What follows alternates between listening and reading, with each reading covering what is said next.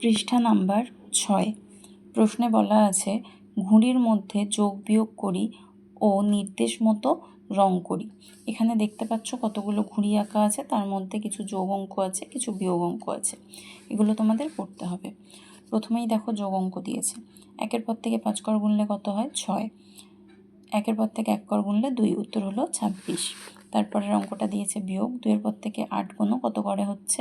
2-এর পরে 3, 4, 5, 6, 7, 8, 6 করে, তাই উত্তর হলো 6। 1-এর পর থেকে 3, 1-এর পরে 2, 3, 2 করে, তাই হলো 2, উত্তর হলো 26। পরের অঙ্ক, এটাও কিন্তু একটা বিয়োগ অঙ্ক।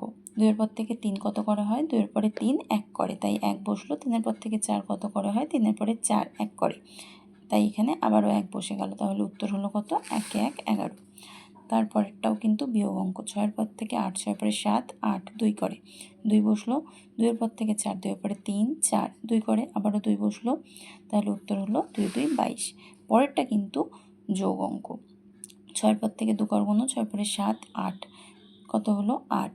1-এর পর থেকে 1 ঘর গুনলে 1-এর পরে 2, তাহলে উত্তর হলো 2।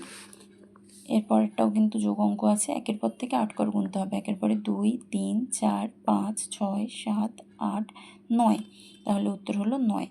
2-এর পর থেকে 1 ঘর, 2-এর পরে 3, উত্তর হলো কত? 3 9 39। পরের অঙ্ক, পরেরটা কিন্তু একটা বিয়োগ অঙ্ক। 1-এর পর থেকে 5 কত ঘরে আসে? 1-এর পরে 2 3 4 5, 4 ঘরে, তাই 4 বসলো।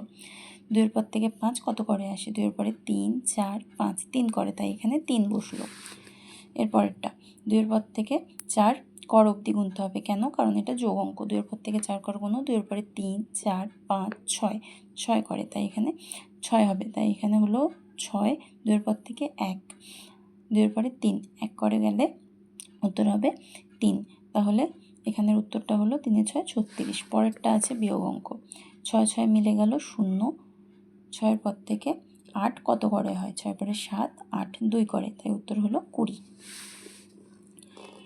এরপরে বলেছে ঘুড়ির সংখ্যার ফলাফলে দশকের ঘরে 1 এলে ঘুড়িটা লাল রং করি।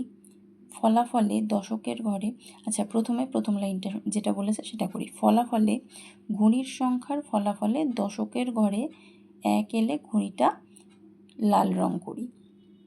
দশকের ঘর কোনটা? প্রথমেরটা হয় এককের ঘর, তারপরেরটা হয় দশকের ঘর।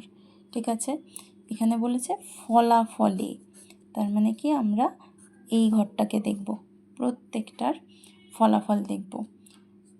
কোন দিকটা দেখব?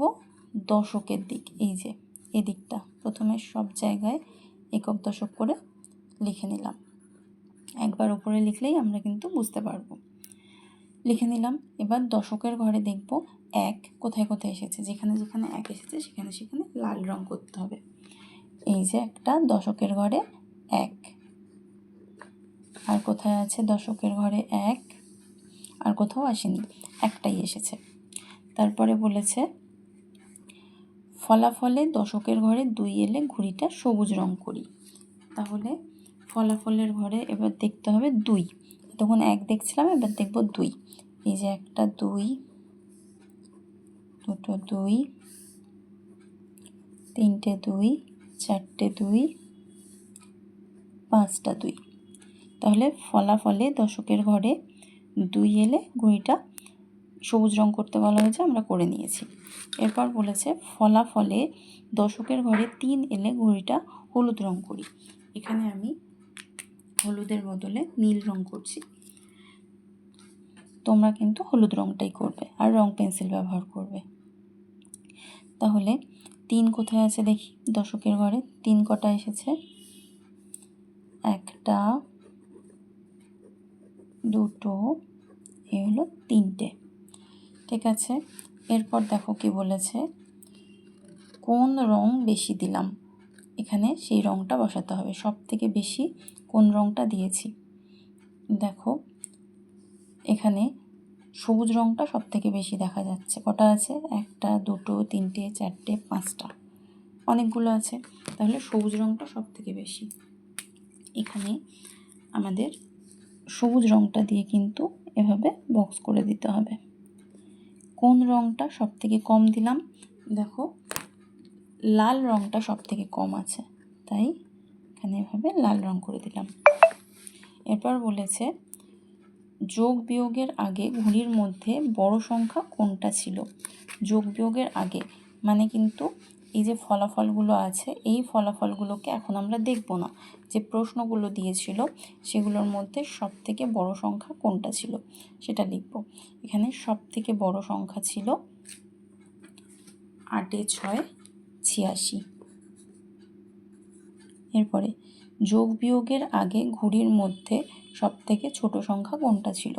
যোগ বিয়োগের আগে ঘুড়ির মধ্যে সব থেকে ছোট সংখ্যা ছিল 11।